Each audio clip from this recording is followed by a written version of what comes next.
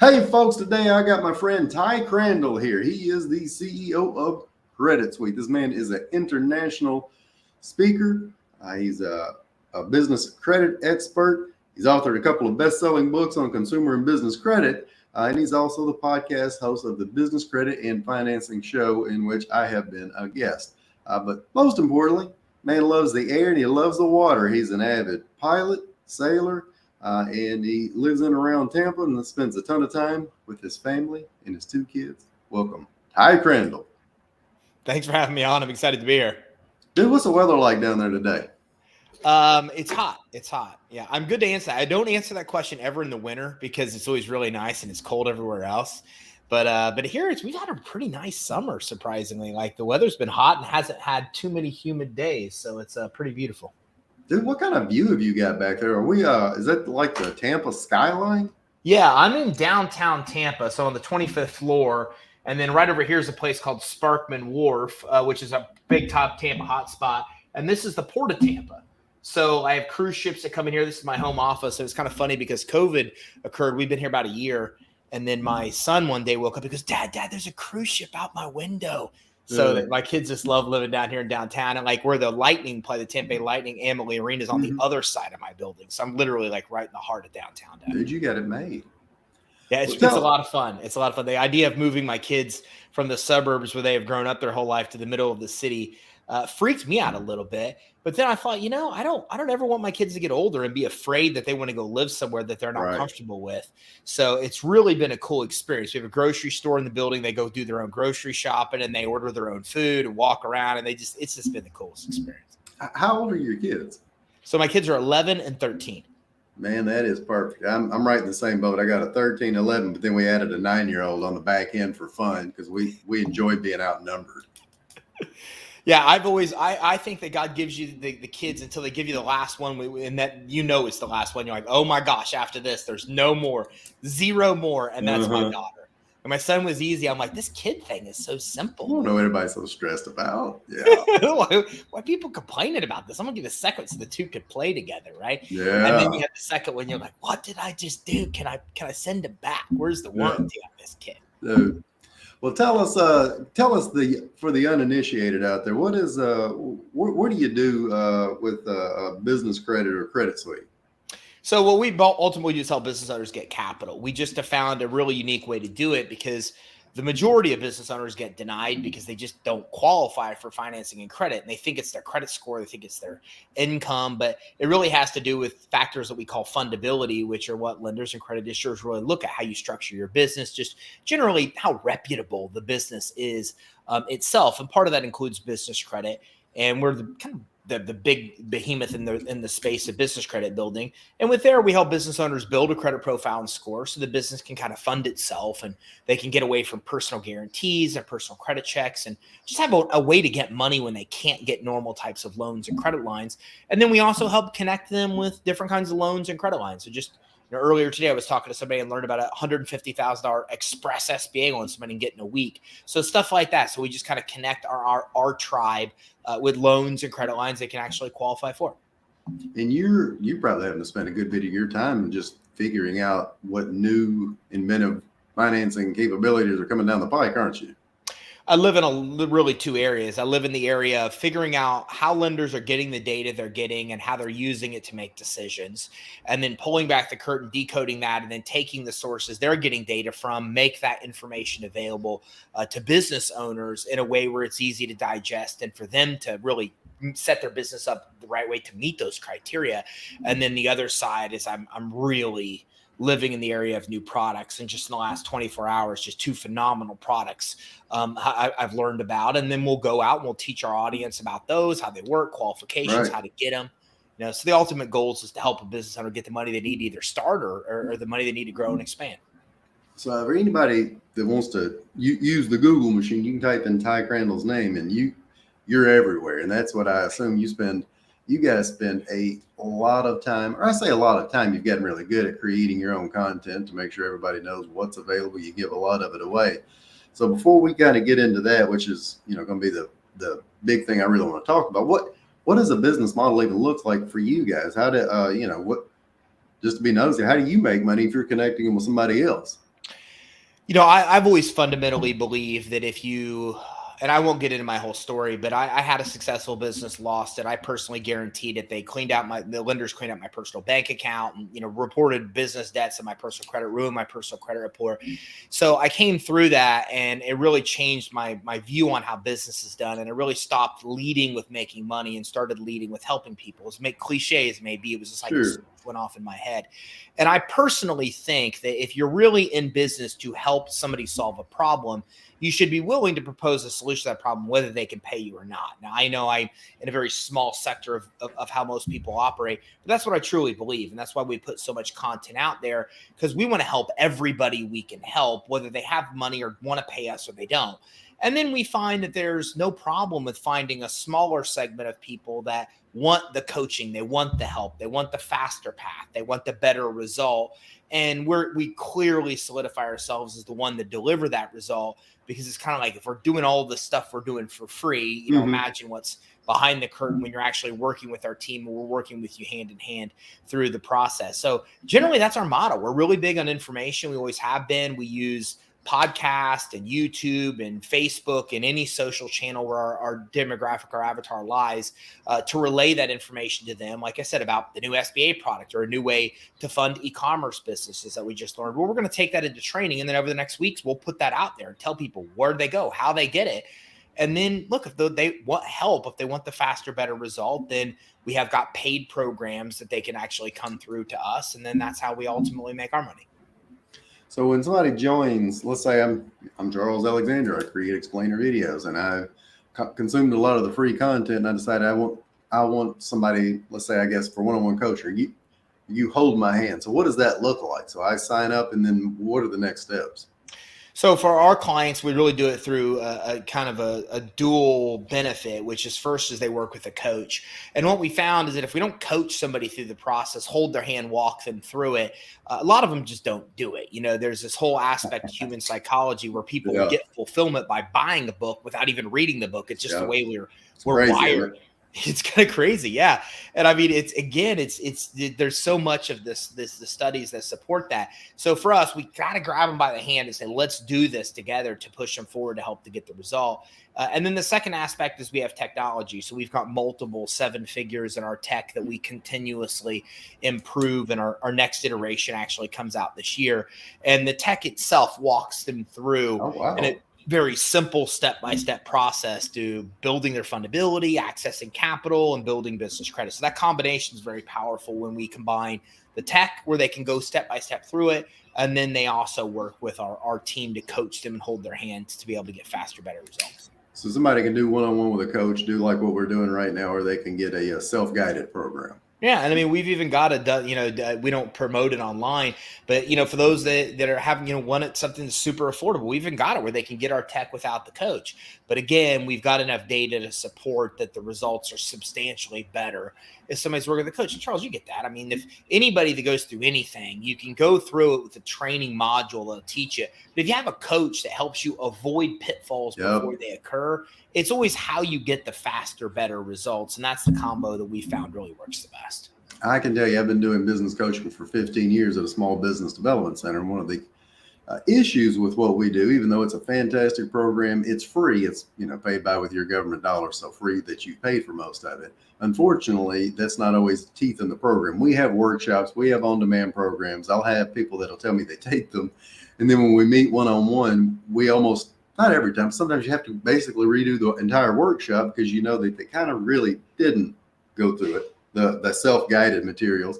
And then even then, when you're guiding them one-on-one without, something in the program where they've got vested interest, they can get distracted super easily. And you're right, there's case study after case study. I'm sure anybody watching, you, me, both. I've got books. Used to. I got much better about it, where I'd buy a book and it'd sit on the shelf. I'd look at it, it'd look at me, or worse yet, I'd buy a $1,000 course that I was hell bent to implement tomorrow. Take about the first 2 modules, get distracted, and you're off to the next shiny object. Yeah, it's crazy. And the psychology supports that we almost get as much satisfaction of buying that thing as we do actually going through it to get the results. So, and that's just not okay for us. We don't want to sell a product or service to somebody that doesn't use it. Our goal is to help them get the result. And again, if that's really aggressively what you Sure. pursue to help solve the problem, then you got to take the initiative and overcome those obstacles to actually help them succeed. And that's where coaching has just become invaluable.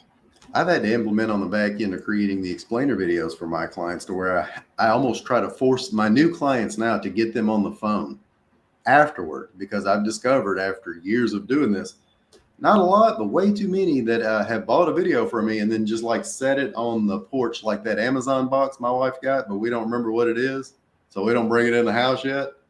They do that sometimes, and that's, God, either way, that's a different topic for a different day. It's completely crazy, but you're 100% right. That's where the coaching comes in handy. So fast forward a little bit. You guys are content monsters. How do you go about deciding what content to produce? And then it's a loaded question. What does some of that process look like? Because I have so many people that, watch these, or I talk to, or that I coach, or that we do explainer videos with. They do the opposite of what you do. They try to live and die strictly on just referrals and word of mouth with their network only, and they post or create nothing. What do you guys do, and how do you do it? Well, there's a lot to that. And first of all, I don't think, living off referrals is a bad thing. It's just unpredictable and you can't scale. And, I've coached people, you have too, where that is the problem they have. They're like, oh, I doubled my revenue. And then, 6 months later, they're like, and now it's back to where it was or worse. There's just no predictability. So if you want to really scale a predictable business, there's a lot of things you have to do on the marketing side. We could talk about that. For us, when it comes to content, we've went through a lot of iterations of this, but now we lead with simply SEO. We have a very high level SEO consultant. The SEO consultant tells us what's happening in the marketplace. That combined with questions on our social media. So what we're trying to figure out is, what do people need help with? What are they asking questions about? What is Google showing that people are looking for? What is YouTube showing people are looking for? And a simple way to do this without us leading with SEO is you can go to YouTube and just type in business cred. And then YouTube will populate, 10 of the most popular search terms for what it thinks you're asking for.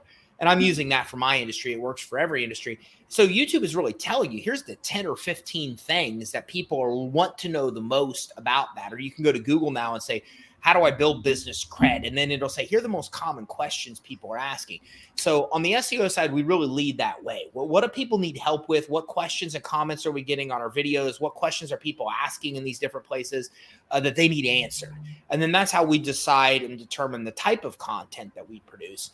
In the very beginning stages of the company, it was very similar. We would just write down every question. We had a log where every question somebody would ask us, we would literally track that question, and then we would produce content on every single one of those questions, to a point where when people ask a question, we had a resource to send them being the actual answer. So for us, it's really big in content. And it's interesting because the world's changed a lot, where I think that's been more adopted. When we were doing it, people were just not big on free information. Everybody was selling stuff. Yeah. Now I think that people are starting to realize what's going on and make the adjustment that it's really hard to sell if you don't build credibility, trust, and rapport. And one of the easiest way to do that is just help people get answers to the questions they're looking for, and then they kind of see you as an authority. So to me, there's two pillars of success with growing and scaling a company. And one of those pillars is you have to become an authority in your space. If you really want to build a 7-8 figure business, 9-figure, one of the easiest ways there is you become the authority in the space, the one that has the answers, the one that's giving the free information. And that only happens if you develop a content strategy and are distributing content. I can't reiterate or stress enough what you're saying in order to help people. And that's always sounds so cliche, that what's your marketing strategy? Well, we just try to add a lot of value and be really helpful. That's right.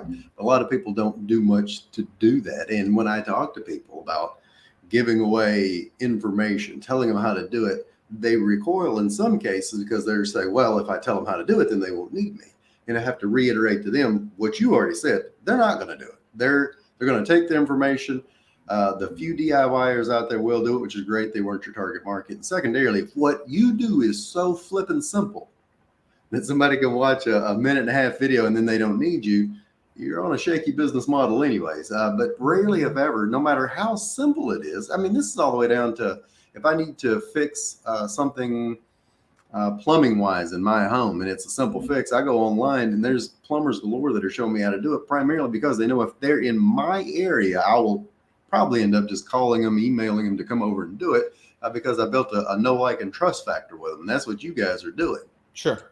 Well, if you think about a real estate agent, I mean, if you're trying to sell a home, are you going to choose the woman that you see on the park bench? Or are you going to choose the woman that for 3 months has taught Right. you how to get the most value for your home, how to stage your home, how appraisals are done, how to choose the right mortgage company? The minute that does that, if you look at one of the core fundamental laws of influence, and that's really reciprocity, right? I mean, people want to reciprocate. It's just human nature. Now, a lot of people are just takers and they are who they are. Sure. But the typical person like you and I, like if you do something generous for me, I compel, that's natural for me to want to give back. And to me, it's excessive. Like I don't even like to take anything from anybody because I immediately feel compelled. Oh man, especially here in the South, we gotta. If somebody's ever given you a casserole because of a medical or past loved one, you're just waiting for them to get sick. Oh, you hope they come down with something so you can go racing over there with a pizza. Yeah, and it's human nature, so it's like, that, and that's not, that's the psychology of why it works. It's not, ultimately why we do what we do. And like I said, if you genuinely want to help people, then you should be able to help them, whether they can pay or not. But there is that aspect of human nature where they feel compelled to reciprocate and give back when they're kind of given something. So it's just one of the reasons. There's just so many laws of influence and psychology that establish why this is so successful. You ever read the book Influence? Yeah, absolutely. Both of them. Robert Cialdini, actually, he's got the new. I don't know if you've read the Pre-Influence book. I haven't. It's in my wish list in Audible. Persuasion is what it's named. Persuasion. Yeah, it's really good. I mean, his books are both phenomenal. That first one was just groundbreaking, and Pre-Influence is pretty fantastic. Right. I mean, Influence itself. So I went back and I don't know if you going down a rabbit hole here. I read Tools of Titans. That's Tim Ferriss's book where he takes all the the book. It's War and Peace size. But one of the most commonly referred to books in there from his guests was Influence by Robert Cialdini. So I went back. I've been listening to it. So I got the unabridged version where he narrates it. And it's a 20-hour book. So I've had to put him on like fast forward to start making some progress in there. But it has the 6 or 7 levers, as he calls them, of influence. And then he gives you every case study ever to back all of it up and tells you exactly how to do it. It's friggin' great. It is, and I've that's always been me. Ever since I was really young, I've just always had an interest in psychology, and I can't tell you how many psychology classes I took outside of what I was going to get a degree for, just because it was interesting to me. I go to take all these different psychology classes at all these different schools. I just like how humans think, and I've really become obsessed with why we make the decisions that we make, and all the models and all the biases that we have that we don't even recognize. It's interesting, but both of his books are speak very accurate to what influences us to make decisions that we make. So let's get into the tech for just a minute. So you guys you're doing both podcast and YouTube videos. In terms of, let's say, the YouTube videos, are y'all taking those from the podcast, or are you producing them independently? So we do a little bit of each. You use a StreamYard here. We used to use StreamYard. We use Restream now. And the idea of Restream is to multi-stream across multiple different platforms. So that's the first thing that we do is we stream 3 times a week. And 2 of the streams are typically me. And then if I'm not available, someone on my team will fill in. And then that's streamed to our YouTube, our Facebook groups. It's restreamed to my LinkedIn, everywhere we can stream. And then we actually pick up a lot of people that want us to stream into our content into their places too. So we stream into a lot of other Facebook groups that aren't ours, where people say, "Hey, I'm an accounting firm, a credit repair company. Like, we want our audience to know what you're teaching." And then we get added as admins, and we add them, and we stream into there. So any given stream, we probably stream into, and that's why StreamYard wouldn't work for us, because we ran out of spaces that they would allow us to stream. And I think we're up to about 20 right now, and we continue to add more of those people that we stream in to their groups. So we stream into about 20 different locations, including all of our main social channels that we can, like Instagram. You can't really stream into that yet. So we do that. And then we have our podcast, which is separate. And the podcast is everywhere that you can get audio from, iHeartRadio and iTunes and, I don't know, 50 different locations there. And then Wednesday, we take the video recording of our podcast, like you and I's, and that is our live stream on Wednesday. So our Wednesday is always a playback of an interview format like this. And we continue to experiment with that a little bit. For that, the most part, it's Monday or Tuesday, Thursday is just education content, streams everywhere. And Wednesday is our podcast that we record video of. We record it, and then we stream that recording on Wednesdays. Before it goes up to YouTube, I know you guys are bare minimum editing the thumbnails and stuff. What all other editing are you doing with that? Are y'all doing that in-house? You outsourcing it? So for videos, we don't do a lot of editing, and we have multiple different ways. If we do, we have people in-house that can do video editing, people we can outsource for more complex. We even have videographers that do my videos. So we used to set up studios to manage it all, and we suck at audio and sound and making it pristine. So then we found, we hire a videographer. The videographer comes in once a month, and we do 8 to 12 videos. That we record with that videographer. Then he does all the post-production and works with our team to do that kind of stuff as well. But the videos on the streams and stuff, there's just no editing. Because I found that, people like it when you mess up. They like seeing the real. They can relate to the fact that you're imperfect. Yeah. So I've never found fault with putting stuff up there that's not perfect. And so we don't really do a lot of video editing. But YouTube continues to become more of a complex animal with how their algorithms work and how they want chapters broken down. And we usually have virtual assistants that do a lot of that. We have a marketing team that oversees them. And then the virtual assistants are the ones executing and getting that kind of stuff done for us. So as the CEO, let me back up. How many employees do you have? So we have about 76 full-time team members.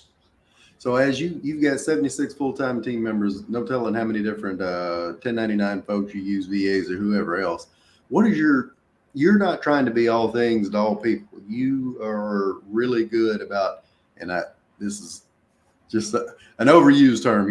You operate within your zone of genius, your why, your purpose, whatever. But you're not getting up every day and doing a ton of administrative tasks. How are you breaking down your day to where you're working on the things that make the biggest difference that only you can do that nobody else can do? So I discovered very early into my professional career virtual assistants, especially from the Philippines, and they are phenomenal workers. Whole industry, they own it. It's just phenomenal. People from the Philippines work at a level that we can't. And I hope this doesn't, get anybody wrong, but being from Indiana, a lot of Mexicans would come in and do the same thing. They work harder than I could never work as hard as any of them I've ever seen work before. It's really interesting. And I saw this kind of funny thing speak to that on TikTok, where the guy's trying to build a house in a very short period of time, and then this one comes in and just snaps his fingers, is done. It's they're just such hard workers. Filipinos are the same way. Anybody I've ever worked with in the Philippines, they're just willing to outwork what we see here in the United States. And so don't get me wrong, we have a lot of stateside high-level team members.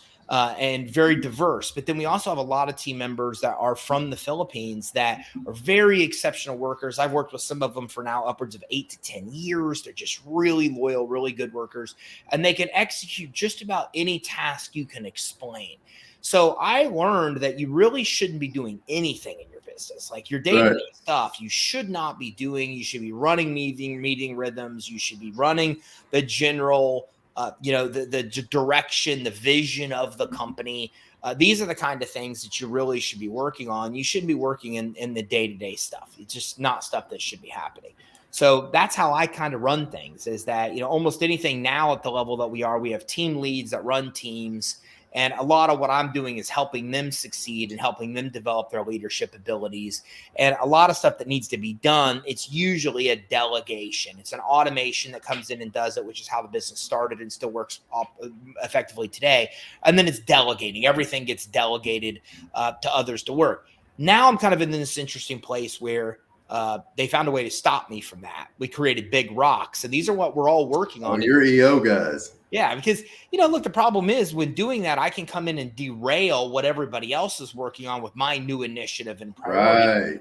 So we have a The boss saw a shiny object and dropped it on you. It happens, it's all of us entrepreneurs. So we build in what are called big rocks, and then every quarter we address what we're working on, all of us and our teams. And so then that way someone like me can't come in and go, I have an idea, right? And that's always the thing my team hates to hear from me the most is those. I got no doubt, dude. I have an idea, because they know it's always going to be a lot more work. But now it's like, well, Ty, I love that. It's great. And that would have to get moved to first quarter or second quarter's big rocks. And I've accepted that. I'm okay with it. And then there's times I don't want to wait. I'm like, I kind of tackle this right now. And then there's things like that, which are like little side projects in the company where my team will provide the space for me to go and operate and explore. And I'm doing that with local SEO. We're testing some things on local SEO. I'm driving that entire thing myself right now. And we're talking about a business consultant position internal in the company that's consulting to help clients with their other needs. And I'm driving that. I love it. I get to get on the phone with customers and I get to talk to them and see what they're doing, see how we can help them. So there's projects like that I take on because I want to move it faster, right? Than wait for the big rock cycle that I can get it into. But for the most part, I think you should be, helping bring up the leaders in the organization versus take on a lot of the work. That'll be worth going back and watching and rewatching. I got a lot of folks that are CEO level instead of 76 employees, they're 7 or 6 employees, and they're still trying to be all things to all people and refusing to let go of everything because they're worried that that'll take up too much of their time. Ironically, when you start letting go and you let other people do some of these jobs, you'll get a couple of boo-boos along the way, but you got to let a few minor mishaps happen sometimes in order to get the bigger things done. And more times than not, you find out they're just as capable, if not more so. You're talking about VAs. I've had a VA, one that will be editing this, Jenny. He's been with me for 2 years. Hired her, never looked back, and everything I continue to give her, with minimal instruction, she figures it out, and that's just a testament to trying to get more and more stuff off to her and less to me, so I can do more of this. And you do it all the time and do a fantastic job with it.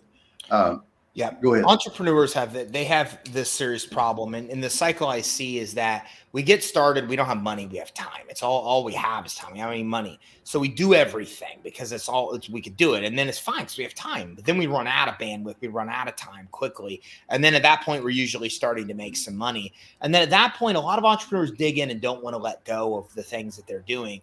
And what I've learned is you just can't do that. You've got to be able to write instructions, write standard operating procedures as you go. So if I'm testing local SEO right now, everything I'm doing is being, written in the standard operating procedure. And eventually when I test it and it works, I literally can just hand the SOP to somebody else with examples of what happened, of how it worked, and recording of phone calls and all these things. So that's just what happens. When you do something, you have to document what you're doing. And I've always come in with a strategy that you should only do something once. You should never have to do it again. If you're doing it right, you do a video, you show how to do that That's thing. right. You it off to somebody else. And in the Philippines at $4 or $5 an hour, you can't not afford to do that. I mean, if you think about getting somebody 20 hours a week at $4 an hour, like if you can't afford $80 a week to free up 20 hours of your time, then you need to go work for somebody. Like, you do not understand the concept, the value of your time. And for anybody listening concerned, the rates for the Philippines in terms of what accountants and doctors make are, $6, $7, $8 an hour in terms of US dollars. So Ty, that is the correct rate. Right. And I don't mean that. And what other people don't understand is that, that's really good for them. Like in the Philippines, they all have college degrees, almost all of them. Like, them not having a degree in college is like not having a high school education here. Yep. It's just, it's viewed at society exactly the same. And their dream job, their absolute dream job, is working for an American employer from home. Like, that is their dream job.